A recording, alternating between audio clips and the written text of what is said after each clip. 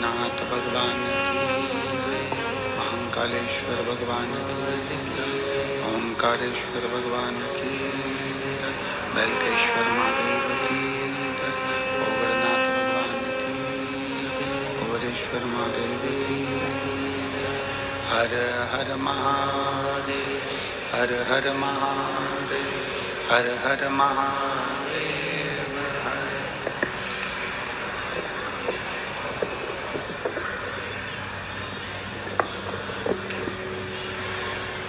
काशी विश्वनाथ ओगड़दानी त्रिकालदर्शी कैलाशी विनाशी भगवान शिव, जिनकी पुनीत पावन शिव महापुराण की कथा संपूर्ण विश्व के कल्याण हेतु बाबा देवादिदेव महादेव की कृपा से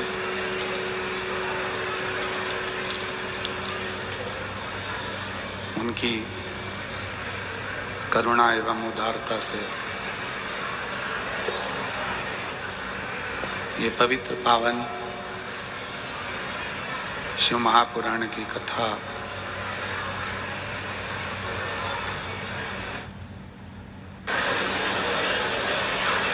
वीर सैनिकों की, क्रांतिकारियों की ये पवित्र भूमि भगवान देवादिदेव महादेव भगवान शंकर का ये पवित्र धरा,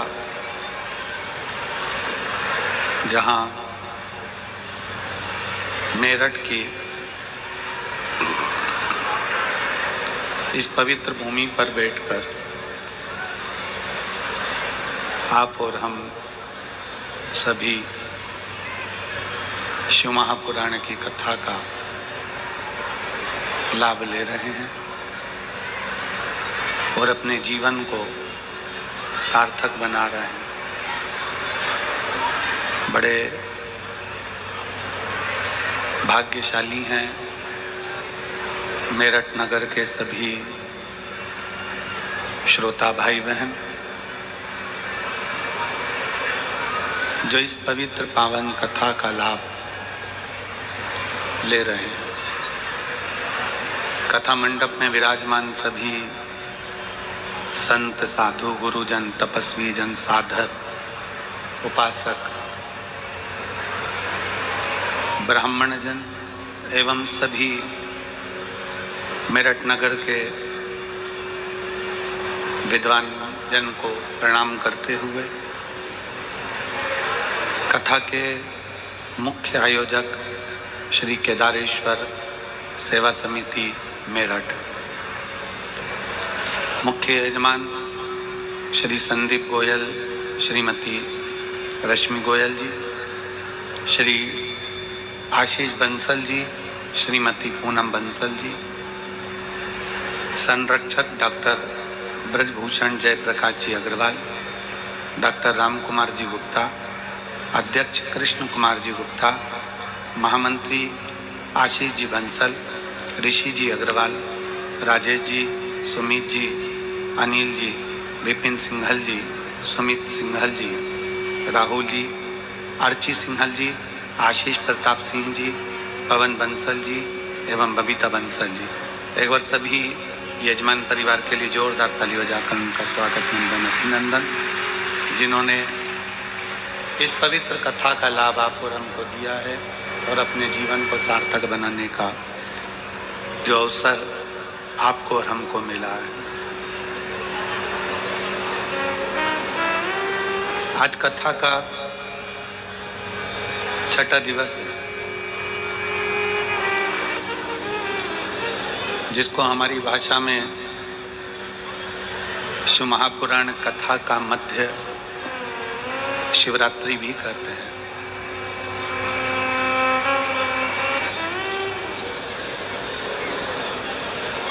ये ऐसा कथा के मध्य में जो छठा दिन पड़ता है, 5 दिन की कथा में जो चतुर्थ दिन पड़ता है,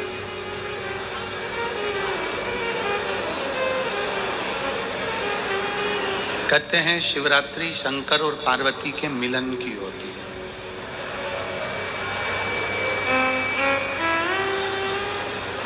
शिवरात्रि के दिन भगवान देवाधिदेव महादेव और माता पार्वती का मिलन हुआ। शिवरात्रि के दिन ही माता सती और शिव का मिलन हुआ। शिवरात्रि के दिन ही उमा और महेश का मिलन हुआ।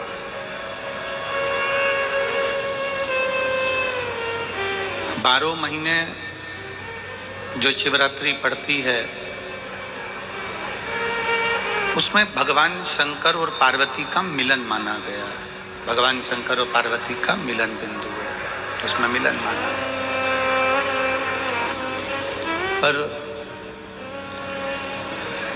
जो शिव महापुराण की कथा होती है, कथा के मध्य में शिव महापुराण की कथा के अंतर्गत जो छठा दिन होता है उसको जो शिवरात्रि कहते हैं, ये पार्वती और शंकर के मिलन की नहीं, ये महादेव और महादेव के भक्त की मिलन की होती है।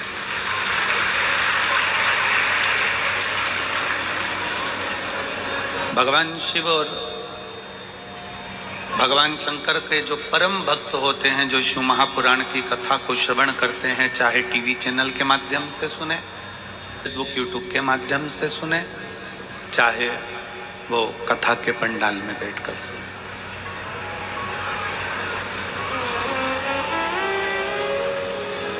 लाखों की संख्या में आप लोग पहुंचे हैं। पंडालों में जगह नहीं है, ग्राउंड में भी इतना बड़ा ग्राउंड है तो भी उस ग्राउंड में भी जगह नहीं है, लोग रोडों पर बैठे हुए हैं। और इस शिव महापुराण के ये पवित्र अवसर पर छठवें दिन की जो कथा है, शंकर के भक्त और शंकर की, शिव और शिव के भक्त की,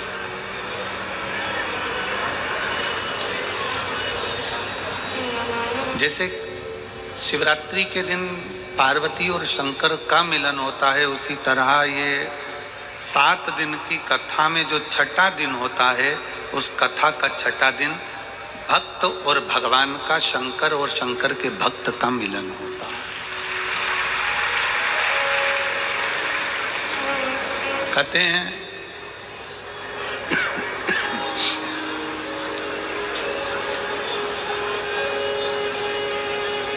कि शिवरात्रि के दिन ही पार्वती जी ने भगवान शंकर से कुछ पाया था। पार्वती जी भगवान शंकर की आराधना करती हैं, शिव की स्तुति करती हैं, शिव स्मरण करती हैं, शिव भक्ति करती हैं। और पार्वती जी ने शंकर भगवान से शिवरात्रि के दिन ही पाया था और शंकर को भी शिवरात्रि के दिन ही पाया था। शिव महापुराण में जो छठा दिन है शिवरात्रि का, आज जो शिव भक्त कथा को श्रवण कर रहे हैं, रात्रि को भगवान शंकर की अविरल भक्ति, कीर्तन, भजन सब करेंगे। सुबह 8 बजे से 11 बजे तक कथा को श्रवण करेंगे और अपने अपने गंतव्य को जाएंगे।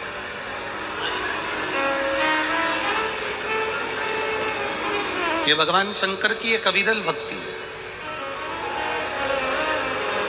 आपको मौका मिला है भगवान शंकर से अपने दिल की बात कहने का।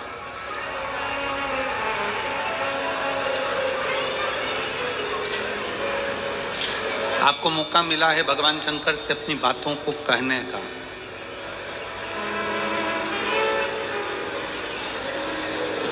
और कोई कहे कि गुरुजी, क्या भगवान सुनता है?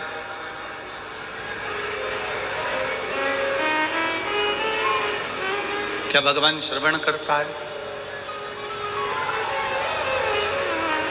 हमारा निवेदन है, एक बात अपने अंदर उतार कर रखिएगा। आप किसी को गाली दो,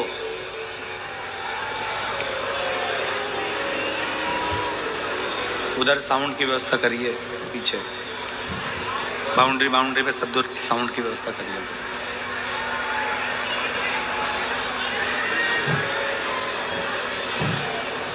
आप किसी को अपशब्द कहते हो, आप किसी को ताना देते हो, आप किसी को गाली देते हो, आप किसी को आड़ा टेढ़ा कहते हो। जिसको तुमने अपशब्द कहा, जिसको तुमने ताना दिया, जिसको तुमने गाली दी, वो सामने वाले व्यक्ति को तुम पर गुस्सा आया कि नहीं आया?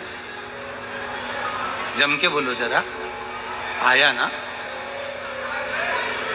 तुम किसी को अपशब्द कह रहे हो, तुम किसी को ताना दे रहे हो, तुम किसी को गाली दे रहे हो, तुम किसी को आड़ा टेढ़ा कह रहे हो, तो जिसको तुम अपशब्द कह रहे हो, जिसको तुम गाली दे रहे हो, जिसको तुम ताना दे रहे हो, उसको गुस्सा आता है। जैसे ही तुमने उसको गाली दी वैसे ही उसको गुस्सा है। जैसे ही तुमने अपशब्द कहा वैसे ही उसको गुस्सा है। तुम्हारे अपशब्द बोलते ही उसको क्रोध आ जाता है। तुम्हारा आड़ा टेढ़ा बोलते ही उसको क्रोध आ जाता है, गुस्सा आ जाता है। अब जरा विचार करिएगा कि तुम्हारे आड़ा टेढ़ा बोलने पर सामने वाले को क्रोध आ जाता है, तुम्हारे अपशब्द बोलने पर सामने वाले को गुस्सा आ जाता है, तुम्हारे शब्दों से सामने वाले को गुस्सा आ जाता है। जब तुमने अपशब्द कहा तो सामने वाले को क्रोध आ गया, गुस्सा आ गया और वो क्रोधित हो गया। तो जरा विचार करिएगा कि जब हम कुछ बोलते हैं तो सामने वाले को क्रोध आता है, तो जब हम भगवान शंकर का नाम उच्चारण करेंगे, श्री शिवाय नमस्तुभ्यम बोलेंगे, पंचाक्षर मंत्र नमः शिवाय बोलेंगे, षडाक्षर मंत्र ओम नमः शिवाय बोलेंगे, गाली बकने पर, अपशब्द कहने पर सामने वाला जब हमको पलट कर देख सकता है, तो हमारे मंत्र के जाप से भी भोलेनाथ हमें पलट कर देख सकता है। भगवान शिव हमको पलट कर देख सकता है, भगवान हमको निहार सकता है। और तेरी कृपा बिना न हिले एक भी अणु, लेते श्वास तेरी कृपा से तनु तनु। बखान क्या करूं, क्या करूं मैं रागों के ढेर का, चपटी भभूत में खजाना कुबेर का। हे गंगाधार मुक्ति द्वार ओमकार तू, भोले ओमकार तू। आयो शरण तिहारी शंभु तार तार तू। बखान क्या करूं मैं राखों के ढेर का, चपटी भभूत में खजाना कुबेर का। हे गंगाधार मुक्ति द्वार ओमकार तू, भोले ओमकार तू। आयो शरण तिहारी शंभु तार तार तू। क्रोध क्यों ना है?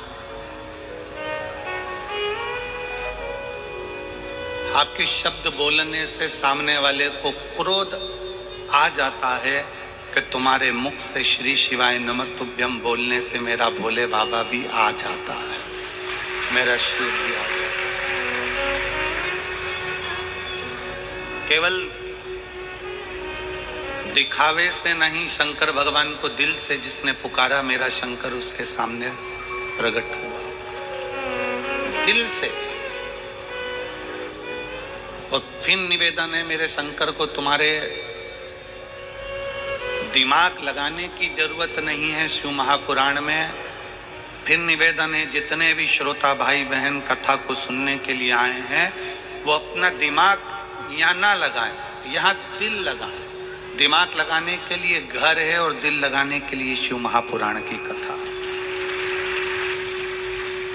अपने मन को लगाओ।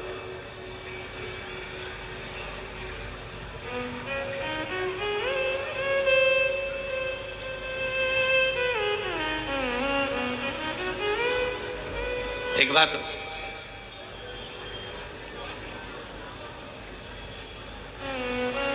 भृगु ऋषि के मन में एक भाव उत्पन्न हो गया कि तीनों देवताओं की परीक्षा ली जाए।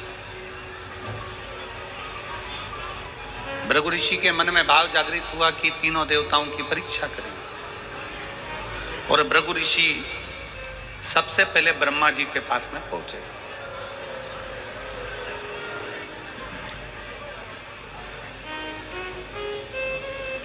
अब ब्रह्मा जी के पास में जब भृगु बाबा पहुंचे, ब्रह्मा जी के नजदीक में जब भृगु ऋषि पहुंचे, तो भृगु ऋषि ने ब्रह्मा जी को देखा और ब्रह्मा जी के बिल्कुल पास में जाकर भृगु ऋषि बैठ गए, बिल्कुल नजदीक में जाकर।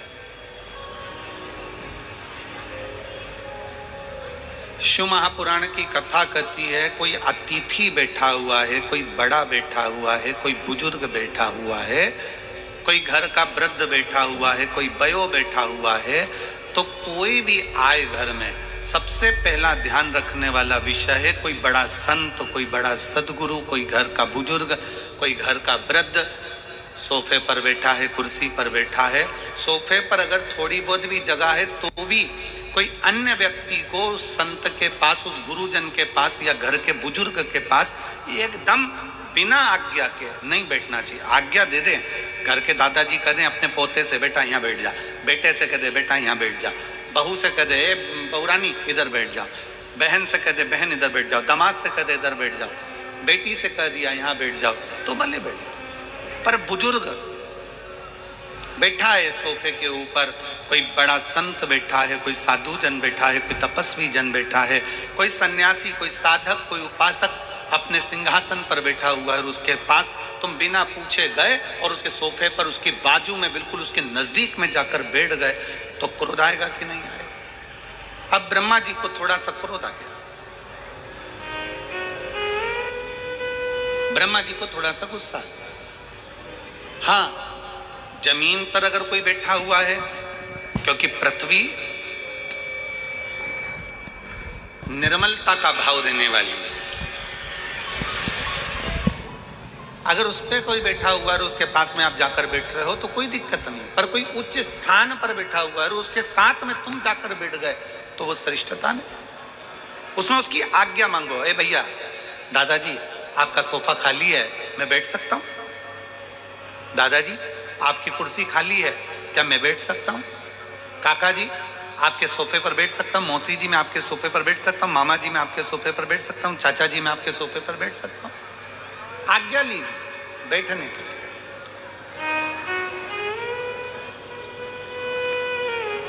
आशीष जी जब ये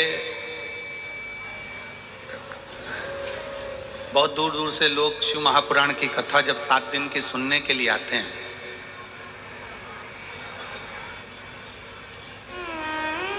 तो यहाँ शंकर जी की कथा सुनने के लिए जब पंडाल में पहले दिन, एक दिन पहले जब भक्त पहुंचते हैं तो वहाँ दरी बिछाते हैं, अपनी चटाई बिछाते हैं। देखा तुम लोगों ने? दर्शन करें और नहीं करे हो, अगर मेरठ वालों ने अगर रात्रि के दर्शन नहीं करे हो तो आज रात के इस पंडाल के दर्शन जरूर करना, यहाँ के कीर्तन के दर्शन करना। और भगवान ने आपको मोबाइल दिया है तो यहाँ पर जो कीर्तन हो, भजन हो, रात्रि का जो स्मरण हो, उसके वीडियो फोटो आपके भी और उसके भी अपनी सोशल मीडिया पे भी डालना कि हमारे मेरठ में भी शिव महापुराण का सत्संग कैसा हुआ। ऐसे तो तुम डालते रहते हो, पर वो सत्संग का डालो कि आज कथा का 6ठा दिन है और 6ठे दिन में शिव महापुराण की कथा में हमने आज रात्रि को बाबा के इस पंडाल में भगवत भजन किया। तो जो भक्त आते हैं पहले दिन वो अपनी दरी बिछाते हैं और दरी बिछाने के पहले बाबा से आज्ञा लेते हैं, बाबा आपकी कृपा हो तो हम यहाँ शिव महापुराण की कथा सुनने के लिए बैठ रहे हैं, आप दया करोगे तो हम कथा सुनेंगे, आप करुणा करोगे तो हम कथा सुनेंगे, वरना हमारे बस की बात नहीं है कथा सुनने। किसकी सामर्थ्यता? जो शंकर की कथा में दिल लगा ले, शिव की कथा को सुन ले और शंकर की कथा को अपने भीतर उतार ले, सामर्थ्य था। सती मैया कथा सुनने गई, मन नहीं लग पाया। उमा कथा सुनने के लिए गई, मन नहीं लगा। कात्यायनी कथा सुनने के लिए गई, मन नहीं लगा। कुष्मांडा कथा सुनने के लिए गई, मन नहीं लगा। स्कंदा कथा सुनने के लिए गई, मन नहीं लगा। पार्वती मैया कथा सुनने के लिए गई तो भी उनकी नेत्रों में नींद समा गई थी। शिव महापुराण की कथा सुनना सरल बात नहीं है। अगर दिल लग जाए तो समझ लेना कि शिव ने सुना दी। भगवान शंकर ने सुना दी तुमको, ये मानकर चलना। अगर मन लग जाए, फिर निवेदन है, शिव महापुराण की कथा में जितनी देर बैठो, शंकर की कथा में जितनी देर बैठो, उतनी देर दिमाग मत लगाना कि मुझे ये करना है, मुझे वो करना है। मैं वहाँ बैठ जाता, मैं आगे बैठ जाता, मैं पीछे बैठ जाता, मुझे तो कुर्सी नहीं मिली, मुझे सोफा नहीं मिला, मैं कहाँ बैठा हूँ, मैं किस जगह पर बैठा हूँ। दिमाग बिल्कुल मत लगाओ। ये कथा को तुम जरा, मैं कहूँगा आस्था चैनल वालों से जरा दिखाइएगा। लोगों को नीचे जगह नहीं मिल रही तो गाड़ियों की छतों पर कहाँ कहाँ चढ़ के लोग बैठे हुए हैं, दीवालों के ऊपर ना जाने कहाँ कहाँ जगह मिल गई उनको। ऑटो तक के ऊपर बैठे हुए हैं, कहीं गाड़ियों के ऊपर, कहीं पानी के टैंकरों के ऊपर, कहीं जगह होए तो बैठे व्यक्ति। कथा है, यहाँ दिमाग नहीं लगाना। शिव महापुराण की कथा को जितनी देर श्रवण करने के लिए बैठो, उतनी देर दिमाग नहीं, उतनी देर क्या लगाना है आपको? अपना दिल लगाना। भगवान शंकर को अपना हृदय देना, शिव जी से अपने दिल की बात कहना, शंकर को अपने मन की बात कहना। और शिव को जब अपने दिल की बात कहोगे, मन की बात करोगे, तो शंकर उसको स्वीकार करेगा। यहाँ जितने कथा को सुनने के लिए आते हैं, पहले बाबा से कहते हैं, बाबा आप कथा कहेंगे, हम सुनेंगे, आपकी आज्ञा होगी तो हम कथा सुन पाएंगे, आप आज्ञा करेंगे तो हम रह पाएंगे। वरना घर में ढेर काम आ जाते हैं, कोई ने फोन कर दिया, आना पड़ेगा, जाना पड़ेगा, लोग फोन कर देते हैं, घर पहुंचना पड़ेगा, जरूरी काम आ गया, ये काम आ गया, तो वहां जाना पड़ेगा। और तेरी कृपा बिना ना हिले एक भी अणु, लेते हैं श्वास तेरी कृपा से तनो। पार्वती जी भी मन लगाने के लिए बैठी थी कथा में, पर उनकी निंद्रा लग गई थी। सती माता मन लगाने के लिए बैठी थी कथा में, पर उनका ध्यान बढ़ गया था, भीतर अहंकार उत्पन्न हो गया।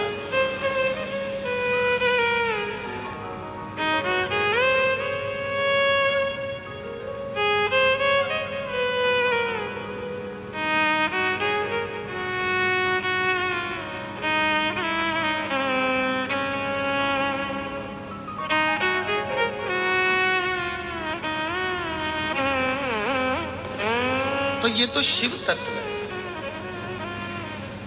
इस शिव तत्व का जो लाभ है, इस शिव तत्व का सबसे बड़ा जो सुख है, वो जीवन का एक आनंद है।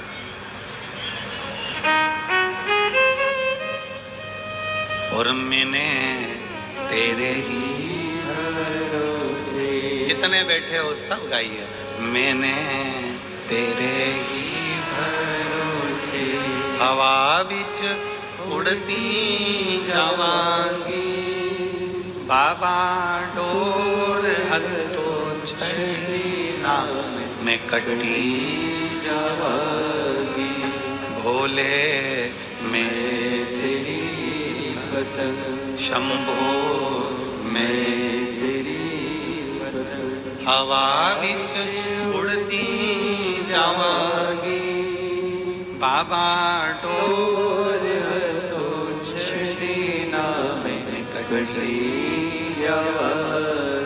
आप जितने यहाँ कथा के पंडाल में जितनी देर बैठो, उतनी देर दिल लगाइए, दिल, मन लगाइए, हृदय लगाइए, हृदय लगाइए। आएंगे कई लोग, दिमाग लगाने वाले भी बहुत सारे आएंगे यहाँ पर। जब रुद्राक्ष उत्सव सीहोर में हुआ, तो रुद्राक्ष उत्सव में भी बहुत लोगों ने दिमाग लगाया, ऐसी न्यूज़ें फैलाई कि ये मर गए ने, वो जी गए ने, इतनी भीड़ हो गई ने, धक्का हो गई ने, मुक्की हो गई। आखिरी में जब पूरी मीडिया पहुंची, सब कुछ देखा तो एकदम नॉर्मल था। पर दिमाग लगाने वाले ऐसा नहीं है, यहाँ भी पहुंचेंगे, कई जगह का ऐसा बना के भेज देंगे कि लोगों को यहाँ तो ये हो गया, वहाँ तो वो हो गया। पर जितने बैठे हैं शिव के भक्त, एक बार जोरदार ताली बजाकर बताओ कि कथा का आनंद है कि नहीं?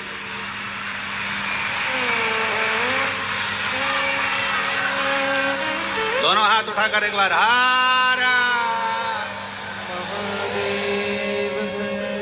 अब यहाँ किसको, सब अपनी मस्ती में बैठे हैं, एक पंडाल, दो पंडाल, तीन पंडाल, पीछे के पंडाल, सब अपनी मस्ती में बैठे हैं। यहाँ कोई किसी को कोनी भी नहीं मार रहा। मार रहा जम के तो बोला जरा, यहाँ कोनी, वो कहते हैं ना ये तो प्रेम की बात है उद्धव, बंदगी तेरे बस की नहीं है।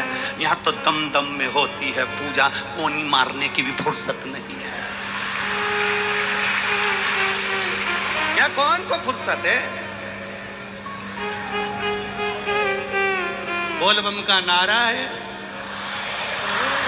यहाँ किसी को फुर्सत नहीं है। यहाँ तो एक लालसा है, रोड पर चलकर जो आ रहे हैं उनको भी एक लालसा है, कहीं जगह मिल जाएगी, कथा सुन लूंगी, 15 minute, 20 minute, 5 minute, 10 minute, 1 minute कुछ मिल जाए कथा सुनने को, बस मेरा आनंद हो जाए, बस कथा।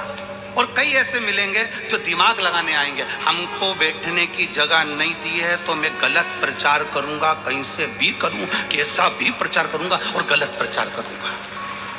मेरे परिवार के लोगों को आगे बैठने का मौका नहीं दिया, मेरे परिवार वालों को अंदर नहीं जाने दिया, अब रुको। और उसने बनाया 2-4 वीडियो और शेयर कर दिया, तो तुम भी मत छोड़ना रे मेरठ वालों। तुम्हारा खुद का मोबाइल किसी मीडिया से कम नहीं। और मैं धन्यवाद दूंगा यहाँ के इस मेरठ के एक एक पत्रकार बंधुओं को और एक एक सोशल मीडिया वालों को जिन्होंने इस कथा का खूब आनंद से जनमानस में भेजा। जनमानस में कहीं बैठे हैं पत्रकार बंधु लोग? कितने हो?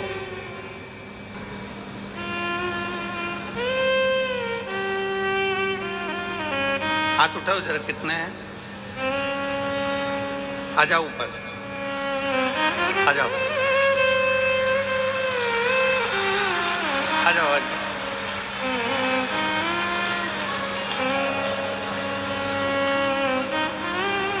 मेरा निवेदन केवल पत्रकार आए, इसके सिवा उनके परिवार वाले नहीं आएंगे, वो वहीं रहे, ओनली पत्रकार।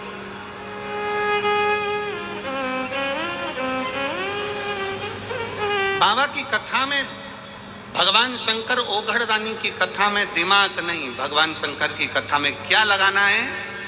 दिल लगाना। और मैंने तेरे भरोसे बाबा, तेरे ही भरोसे हवा बिच उड़ती जावांगी बाबा,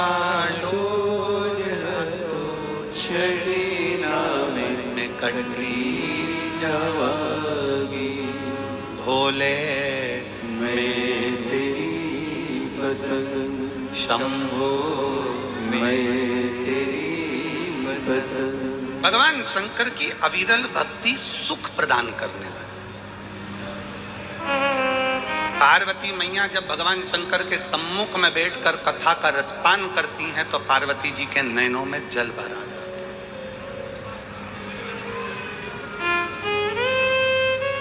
पार्वती जी के नैनों में जल भरा जाता है, नेत्र में जल। पार्वती क्यों? पार्वती जी के नैनों में जब कथा सुनने के लिए बैठ रही थी तो जल इसलिए भरा गए। 2 चीजें पार्वती जी के नैनों में आई थी, एक जल भरा गया था, फिर निंद्रा भी समा गई थी। पार्वती जी के नैनों में कथा चालू होने के पहले जल इसलिए आ गया था क्योंकि पार्वती जी को अपने पूर्व जन्म का भान होता गया। मैं सती बनी थी, कुंभज ऋषि के यहाँ कथा सुनने के लिए गई थी। कथा सुनने के लिए जब मैं कुंभज बाबा के यहाँ पहुंची तब उस जगह पर मेरा मन कथा में नहीं लगा था, मेरे भीतर अहंकार आ गया था और कथा मुझसे छूट गई थी। फिर पार्वती जी को उमा बनी और उमा बनकर भगवान महेश के साथ में कथा सुनने के लिए गई थी, तब मन नहीं लगा था कथा में। फिर माता पार्वती कात्यायनी बनी, भगवान शंकर के साथ कथा सुनने के लिए गई। फिर माँ भगवान शंकर बगला मुख बने और पार्वती मैया बगला मुखी बनी। याद आया कि मैं कथा सुनने के लिए गई थी, नहीं सुन पाई। भगवान शंकर कमल बने और पार्वती मैया कमला बनी। पार्वती जी के स्मरण में आया, मैं कमल के साथ में भगवान शंकर के साथ कथा सुनने के लिए गई थी, सुन नहीं पाई। शिव जी ध्रुमबान बने, पार्वती ध्रुमावती बनी। स्मरण में आया कि मैं कथा नहीं सुन पाई थी। जितने जितने शंकर भगवान के साथ में, शंकर भगवान महाकाल बने और पार्वती महाकाली बनी, तो पार्वती जी सोचती हैं कि मेरे उस समय पर काली बनी तो भी कथा नहीं सुन पाई, तो भी कथा नहीं श्रवण कर पाई। आज पार्वती जी की आंख में आंसू भर गया कि आज मेरे बाबा ने बड़ी कृपा करी जो मुझे कथा सुनाने के लिए इस अमरनाथ की गुफा के अंदर लाकर बिठा दिया और मुझे कथा सुना। अमरनाथ की गुफा। अरे ओ मेरठ की मेरी जीजी और मेरठ के मेरे जीजाओं, मेरी बेटियों बेटाओं, मेरी माताओं, मेरे भाई, आप सब के चरणों को नमन कर कर कहता हूं, ना जाने कौन सी किस्मत आप और हमने ली है जो इस मेरठ की भूमि पर शिव पुराण की कथा सुन रहे। जिस भूमि पर बेलकेश्वर महादेव विराजमान है, जिस भूमि पर ओगणनाथ विराजमान है, जिस भूमि पर मेरठ के चारों तरफ शंकर भगवान के प्राचीन प्राचीन मंदिर विराजमान हैं, और आज भी मेरठ की पवित्र भूमि शंकर के एक एक शिवलिंग से समाहित है। ये वो मेरठ की भूमि है, ये वो मेरठ की धरा है।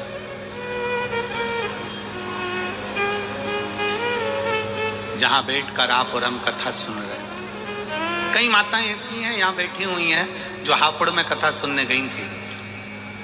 हाथ उठाओ जरा, हापुड़ वाली हो। ये देखो, इतनी सारी माताएं हापुड़ गई थी और हापुड़ में इन सब माताओं ने वहां बैठकर जरूर भगवान से कहा होगा कि मेरठ में भी शिव पुराण की कथा हो।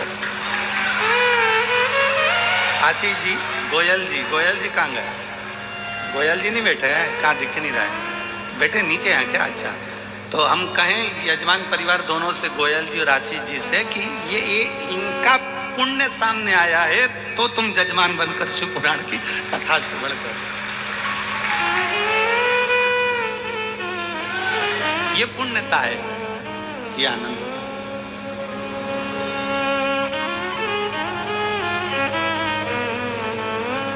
वो कहते हैं ना, कोई पिछले जन्म के अच्छे कर्म मुझे बाबा दे, कोई पिछले जन्म के अच्छे कर्म मुझे बाबा दे, जहाँ सारी दुनिया झुकती है, जहाँ सारी दुनिया झुकती है, ये आली दरबार मिला मुझे, भोले तेरा द्वार मिला, कोई पिछले जन्म के अच्छे कर्म मुझे बाबा तेरा। कोई पूर्व का लिखा होगा, कोई पूर्व का बना होगा, और पूर्व का बने बिगर मिल भी नहीं सकता।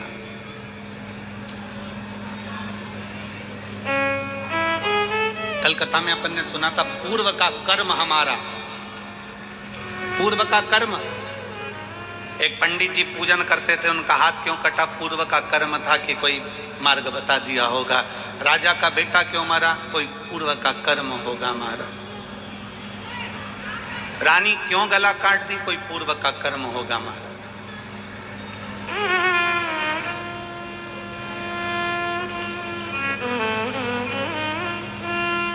और केवल आप और हम नहीं,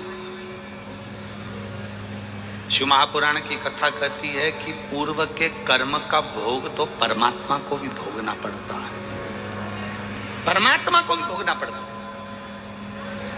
शंकर भगवान ने सूर्यदेव के पुत्र यमराज के प्राण हर लिए थे, यम के प्राण हर लिए थे।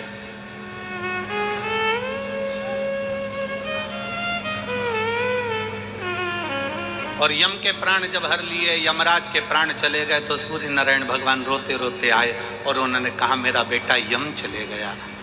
बोले बाबा, हे शंकर जी, ओ गणदानी शंभु, हे शिव, मेरा बेटा चले गया। पत्रकार आ जाओ, आ जाओ, आ जाओ।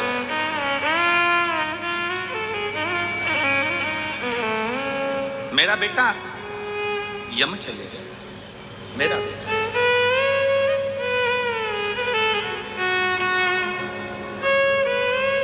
एक बार सभी पत्रकारों के लिए जोरदार ताली बजाते हैं।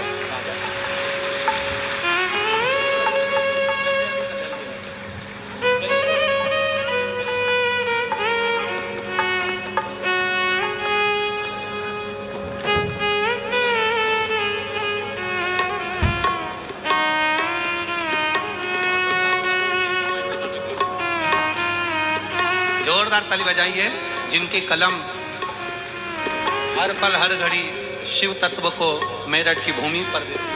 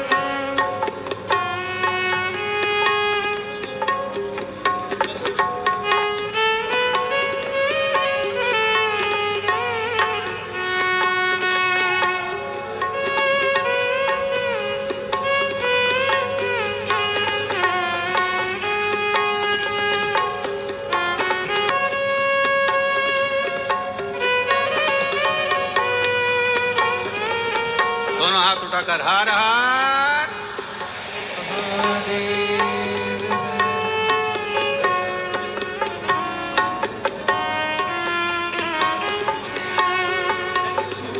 ओगड़दानी भगवान शिव, त्रिकालदर्शी कैलाशी भगवान शंकर।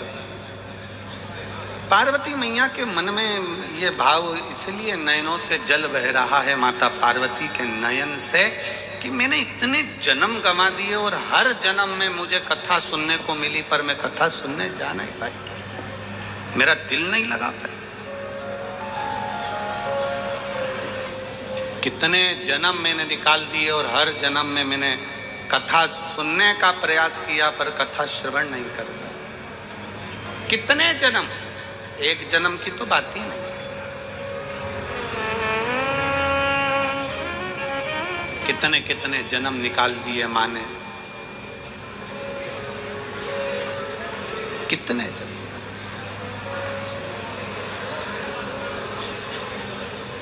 एलईडियां चालू करिए, एलईडियां नीचे। और कितने जन्म मैंने निकाल दिए और मुझे भगवान की कथा श्रवण करने का मौका नहीं मिला। पर आज माता पार्वती जी जब बैठी अमरनाथ की गुफा में, और अमरनाथ की गुफा में बैठकर माता पार्वती जी ने जैसे ही कथा को श्रवण करना प्रारंभ करा, मन लगा माता पार्वती जी का कथा में, चित्त लगा माता पार्वती जी का कथा में। पर कुछ देर बाद माता पार्वती के नयनों में निंद्रा समा गई।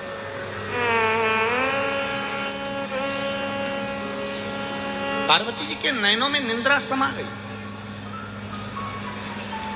और पार्वती जी के नयनों में जैसी निंद्रा समाई तो भगवान शंकर ने आखिरी में, भगवान शंकर ने दोनों हाथ उठाकर जैसे ही जय घोष करा, बोल शिव महापुराण की।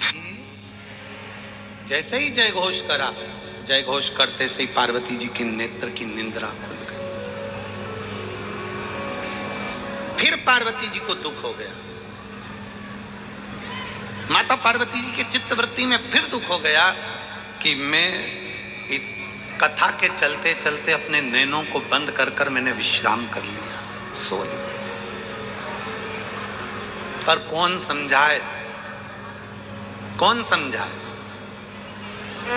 कि मिलता है सच्चा सुख केवल भगवान तुम्हारे चरणों। कौन समझाए कि दुनिया का सबसे बड़ा सुख, दुनिया का सबसे बड़ा आनंद, दुनिया का सबसे बड़ा रस तत्व भगवान भोलेनाथ जी के चरणारविंद में जिस दिन बैठते हैं उस दिन सुख का अनुभव होता है। उस दिन सुख का अनुभव कौन समझे? क्योंकि वो क्षमा करने वाला है, वो माफ करने वाला है। वो दुनिया पर कृपा करने वाला, उसके आश्रित हो जाओ, उसके आश्रित। एक पत्र है,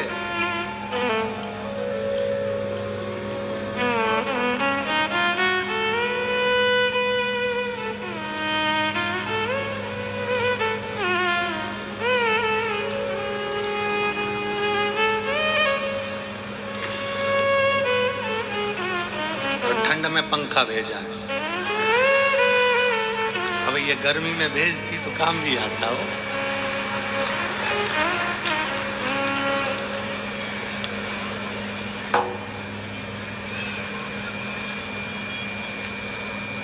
अब पहले पत्र के ऊपर की लाइन पढ़ो, फिर मेरे को पढ़ के सुनाओ, फिर मैं तुमको पत्र पढ़ के सुनाऊंगा।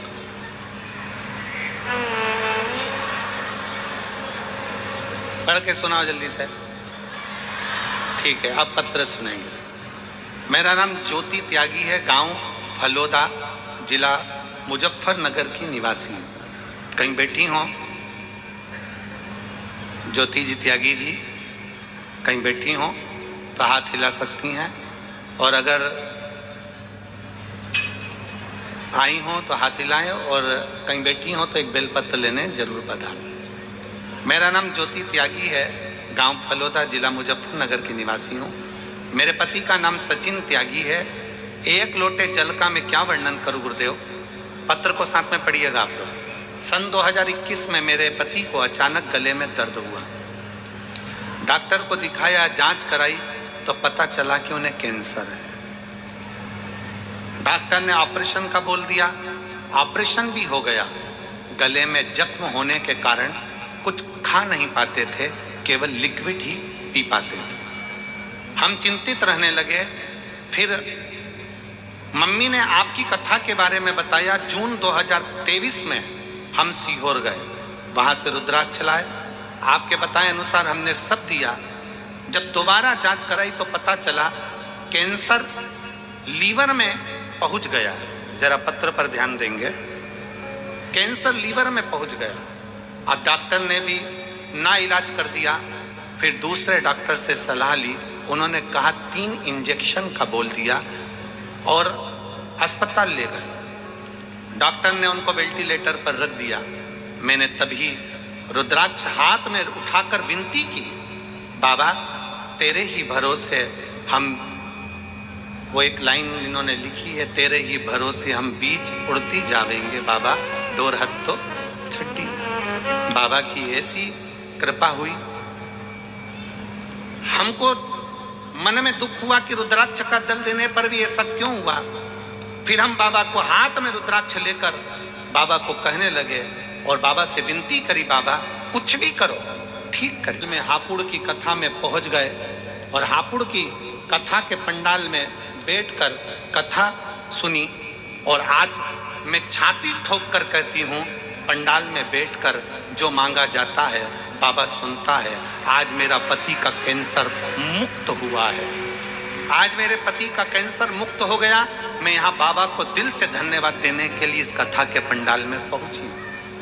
नाम है ज्योति त्यागी, गांव फलोदा, जिला मुजफ्फरनगर की निवासी। पंखा भी है। एक शिव पर करा गया भरोसा, एक शंकर पर करा गया विश्वास। एक शिव पर करी गई दृढ़ता। क्या देगा, कैसे देगा, कब देगा पता नहीं, पर इतना विश्वास तो है, इतना भरोसे से कर सकते हैं कि खाली ना जाता कोई दर से तुम्हारे, खाली न जाता कोई दर से तुम्हारे, मैं भी खड़ी हूँ नन्ही बाहें पसारे, अपने हृदय से लगा लो गिरा जा रहा हूँ, उठा लो भोले अपने दर अब तो न डालो, गिरी जा रही हो, उठा लो, उठा लो। आप बाबा से अपने मन की बात कहने के लिए आए हो। इस कथा के पंडाल में लाखों की संख्या में पहुंचे हो और विश्वास से कहते हैं कि बाबा 3 महीने के अंदर जो मांग कर जा रहे हो वो देगा जरूर। हम जानते हैं जगह नहीं है पंडाल में, ग्राउंड में कहीं जगह नहीं है, सब भरा पड़ा है, जगह नहीं है, पर विश्वास, भरोसा, दृढ़ता, आपका भरोसा।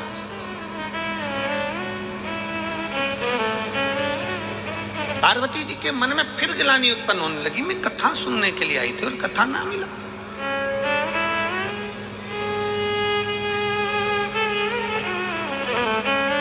मैं सो गई, निंद्रा लग गई, मेरी चित्तवृत्ति फिर रह गई। जिस दिन 7 दिन में से अगर 1 दिन की विष्णु महापुराण की कथा पंडाल में अगर आपको सुनने को मिल जाए, समझ लेना कि कहीं शंकर जी ने तुम्हारा हाथ पकड़कर तुम्हें खींचने की तैयारी कर ली है। कहीं मिल जाए। एक पत्र है, एक तो निवेदन है, ऐसा डिजाइन में पत्र मत बनाया था। अब क्या क्या पढ़ूं और कहां से शुरू करूं? ये तो उसी में का हाल है। एक व्यक्ति नाई की दुकान पर गया और नाई की दुकान पर जाकर बैठ गया, और जैसे ही नाई की दुकान पर बैठा तो नाई को गुस्सा आ गया, क्योंकि नाई ने देखा कि उसकी खोपड़िया पे केवल 8 बाल थे। इतना गुस्सा आया नाई को, तो नाई गुस्से में पूछा,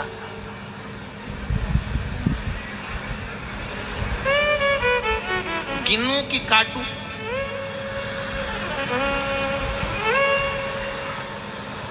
वो व्यक्ति बोला, कलर कर दे। अब तू बोल रहा है गिनूं कि काटूं, तो तू कलर ही कर दे। इससे करो क्या? अब ये इतना बड़ा पत्र, अभी कहां से शुरू करूं तुम बताओ? अच्छा, ईमानदारी की बात है, चलो फिर भी पढ़ेंगे, ठीक है।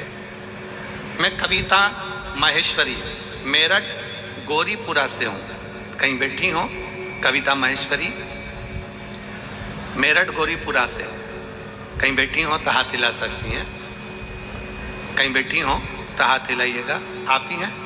आ जाओ, एक बेलपत्र ले जाना। आ जाइए। मैं कविता माहेश्वरी, मेरठ गौरीपुरा से हूँ। मेरे पति का नाम मुकेश माहेश्वरी है। मेरे पति मुकेश माहेश्वरी पिछले 4-5 वर्ष से स्वास्थ्य संबंधी समस्या से परेशान थे। अक्सर उनकी तबीयत सही नहीं रहती थी और डॉक्टरों को, वो हमको भी समझ में नहीं आ रहा था कि हो क्या रहा है।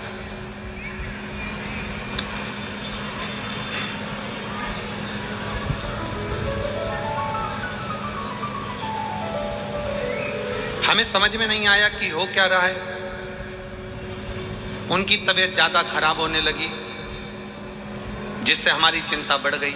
हमने उन्हें डॉक्टर को दिखाया, तब डॉक्टर ने बताया कि उनकी दोनों किडनी सही से काम नहीं कर रही और उन्हें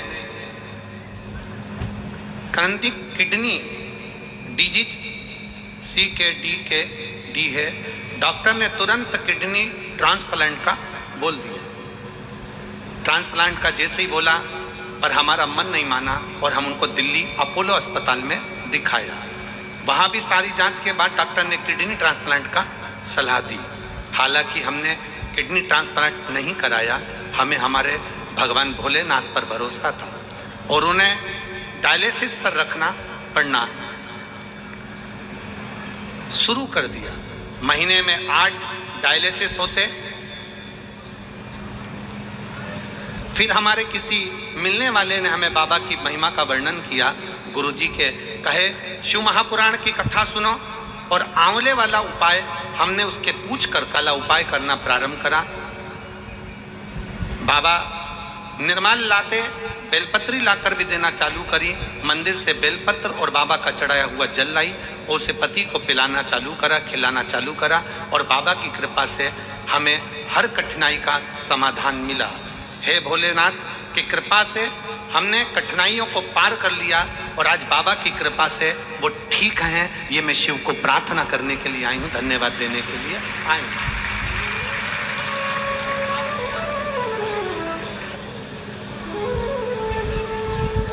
जो डायलिसिस हफ्ते में एक बार होता था, बाबा का रुद्राक्ष का जल पीने से वो डायलिसिस अब महीने में एक हो गया। मैं बाबा को प्रणाम कर कर धन्यवाद देने आई हूँ कि अब धीरे धीरे डॉक्टर बोल रहे हैं कि किडनी ने काम करना प्रारंभ कर दिया। मैं शिव को नमन करने के लिए, ये शिव तत्व है, ये ओघड़ी है शंभु, ये त्रिकालदर्शी कैलाशी अविनाशी है। एक विश्वास, आ जाओ, एक भरोसा।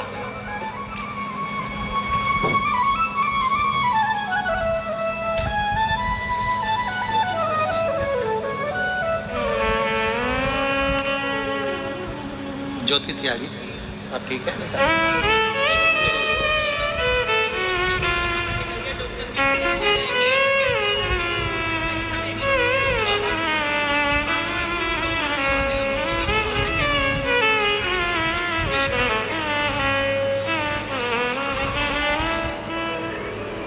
पीछे की एलईडियां चालू करवाइए।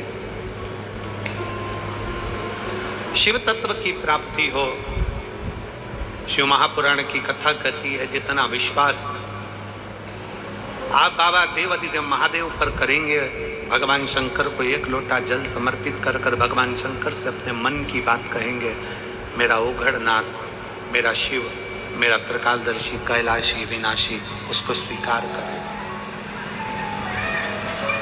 मिल जाए कथा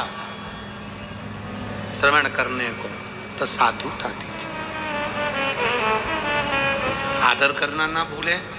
भृगु बाबा ब्रह्मा जी के पास में जाकर बैठ गए, एकदम नजदीक में जाकर भृगु ऋषि के बिल्कुल, भृगु ऋषि ब्रह्मा जी के बिल्कुल करीब में जाकर बैठ। और जब ब्रह्मा जी ने देखा तो ब्रह्मा जी को थोड़ा सा क्रोध आया कि मुझसे बिना पूछे, बिना आज्ञा के, बिना बोले आकर बैठ गए। कम से कम मुझे बोलना तो था, मुझसे पूछना तो था।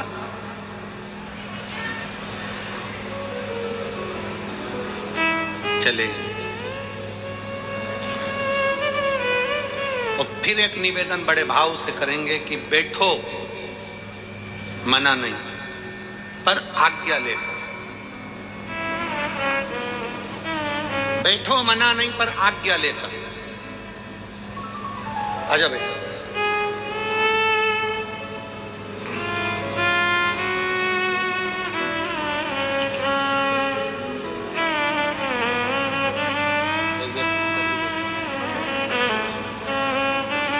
कविता जी महेश्वरी,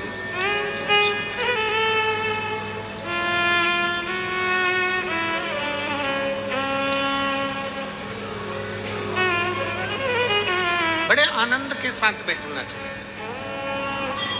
पर कोई आदरणीय बैठा है, कोई बड़ा बैठा है, कोई सत्कार करने वाला बैठा है, कोई साधु जन है, कोई सन्यासी जन है, कोई तपस्वी जन है, कोई साधक है, कोई उपासक है, उसको भी सम्मान देना चाहिए। भृगु ऋषि वहां से चल दिए। अब सीधे भृगु बाबा पहुंच गए तीनों देवताओं के पास, जाते जाते भगवान शंकर के पास, ओगड़दानी के पास। और शिव शिव है, बैठे थे। 33 कोटि देवताओं में सबसे ज्यादा अगर सम्मान करने वाले कोई देव हैं तो वो देवाधिदेव महादेव। अगर एक भूत भी आता है तो मेरे शंकर भगवान उसको भी नमन कर कर उसका आदर करते हैं। एक कोई पिशाच भी आता है, कोई असुर भी आता है, कोई गंधर्व भी आता है, कोई देवता भी आते हैं, और कोई भगवान शंकर के दरवाजे पर अगर भूत प्रेत गंधर्व अप्सरा असुर किन्नर यहां तक कोई भी आ जाए, भगवान शंकर उसका आदर करते हैं, उसका सम्मान करते हैं।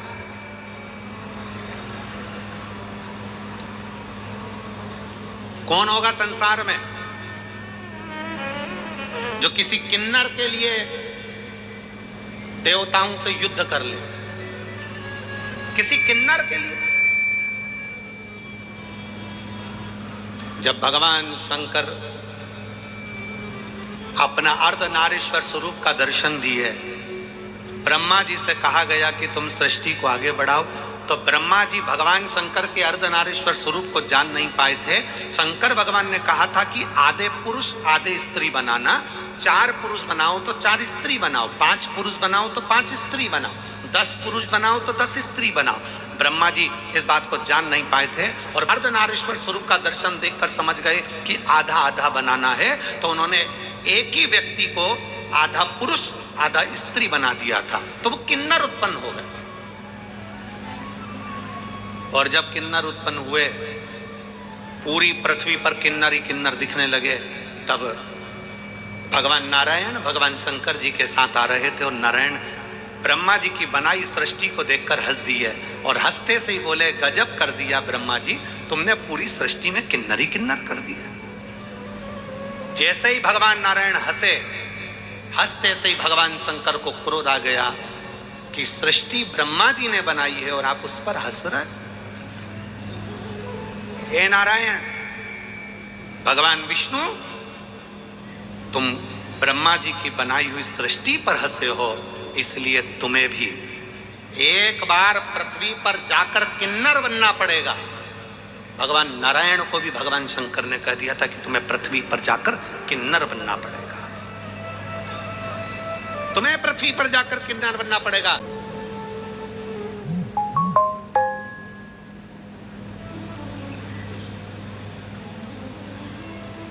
शिव महापुराण का चरित्र कहता है, जिस समय पर पांडव और कौरवों का युद्ध हो रहा था, कौरव और पांडवों के युद्ध में ध्यान में आया, भगवान कृष्ण ने कहा कि अर्जुन, तुम्हारा एक पुत्र उलूपी का पुत्र आरावन वन में रहता है, उसको भी युद्ध के लिए लेकर आओ। अर्जुन उसको युद्ध के लिए लेकर आ गए, अर्जुन उसको युद्ध के लिए लाए। पर अर्जुन युद्ध के लिए लेकर आए और युद्ध के लेकर आने के लिए क्यों?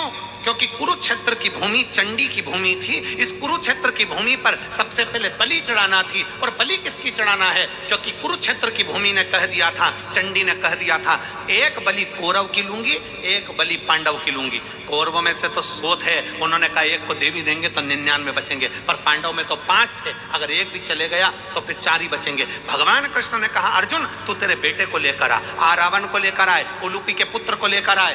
रावण को लाकर खड़ा कर दिया। रावण को मालूम पड़ा कि मेरी बलि चढ़ना है। भगवान कृष्ण के पास रावण ने खबर कर दी कि द्वारकाधीश से कहना, द्वारकानाथ मैं अपनी बलि चढ़ाने को तैयार हूं, पर मैंने सुना है अगर कोई कुंवारी अवस्था में मर जाता है तो ना उसे नरक मिलता है ना उसको स्वर्ग मिलता है। अगर कोई कुंवारी अवस्था में मर गया, कोई कुंवारा मर गया, तो वो ना तो नरक जाता है ना स्वर्ग जाता है, वो आहूत माना जाता है। हमारे मारवाड़ियों में एक नाम चलता आहूत। आहूत मतलब वो कुंवारा चले गया, कुंवारी अवस्था में, उसकी गति नहीं है, ना उसको पिंड मिल रहा है, ना उसको तर्पण मिल रहा है, ना उसको जल मिल रहा है, ना भोज मिल रहा है, वो तड़पता रहता है।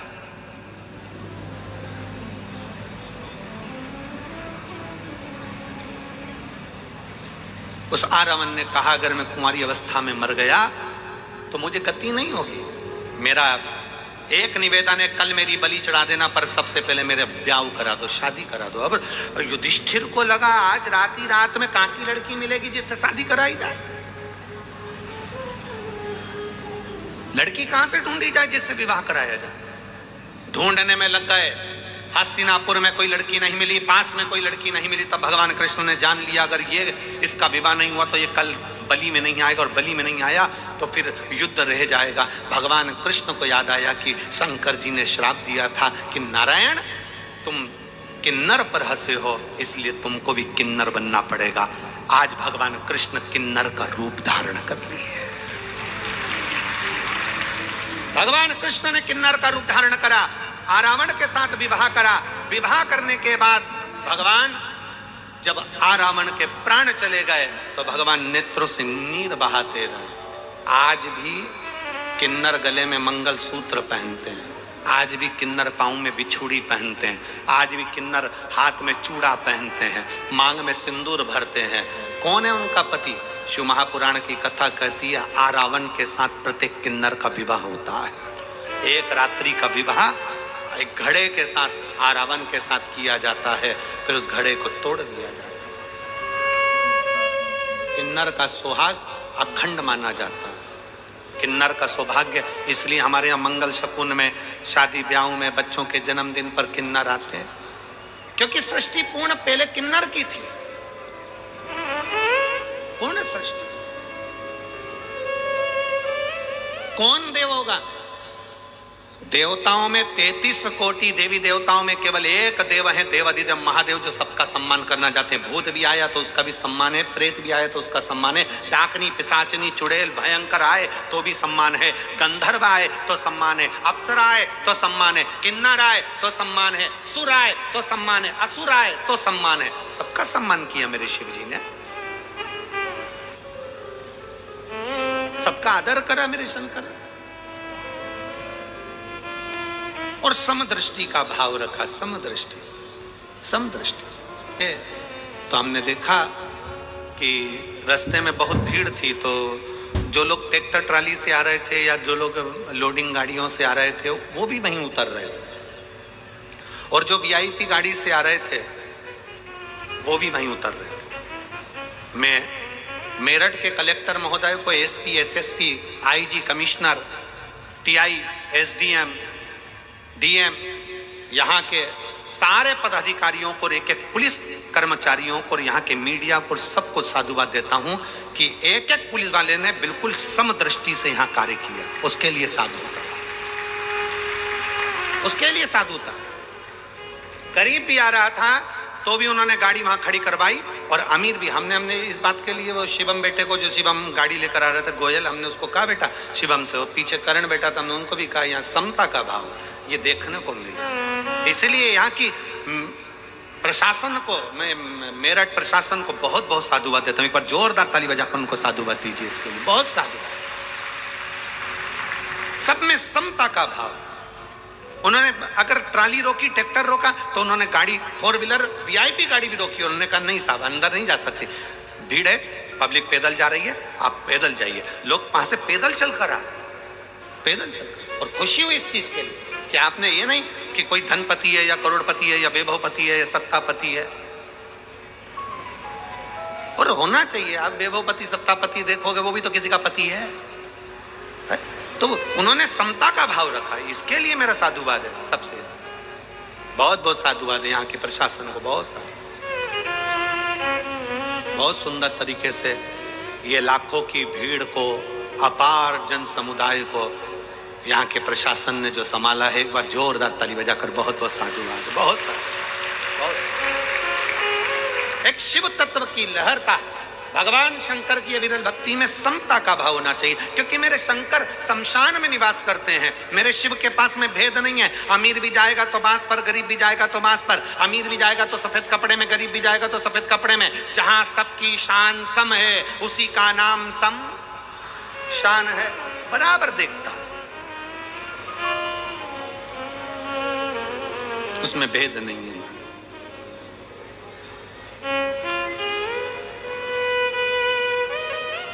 भृगु बाबा आए, शंकर भगवान के सामने भृगु ऋषि आ गए, और जैसे ही आए भगवान शंकर अपने सिंहासन छोड़ दिए, भगवान शंकर अपने स्थान से उठकर खड़े हो गए, और भगवान शंकर स्थान से खड़े होकर भृगु ऋषि के हाथ जोड़कर कहते, आओ भृगु बाबा आइए, आपका स्वागत है।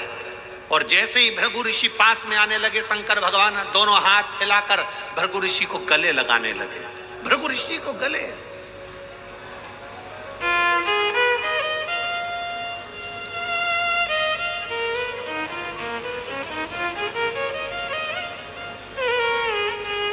शिव महापुराण की कथा कहती है, विद्वान से ज्यादा श्रेष्ठ होता है विद्यावान। कौन? जम के बोलो, विद्यावान। तुमने डिग्रियां ले ली, कुर्सी ले ली, पद ले लिया, खूब बड़े विद्वान बन गए, और तुम्हारे अंदर अगर नम्रता नहीं है तो तुम्हारी डिग्रियां वो शून्य के बराबर है। तुम्हारी डिग्रियां शून्य के बराबर है। विद्वान से बड़ा होता है विद्यावान। इसलिए हनुमान जी महाराज को कहा जाता विद्यावान, गुणी, अति चातुर, राम काज करीबे को आतुर। हनुमान जी को विद्यावान कहा गया, विद्वान नहीं। हनुमान जी विद्वान नहीं कहे गए। और जिसमें कितने बड़े विद्वान थे, अष्ट सिद्धि नव निधि के दाता, असबर दीन राम रसायन तुमरे पास, सदा रहो रघुपति के। कितना विद्वत्ता, अष्ट सिद्धियां उनकी, नव निधियां उनकी, सारा वैभव, सारा धन, सारा ज्ञान, सब कुछ हनुमान जी में था। सब कुछ था हनुमान जी में। फिर भी हनुमान जी के आगे विद्वान नहीं लिखा गया, उनके आगे लिखा विद्यावान।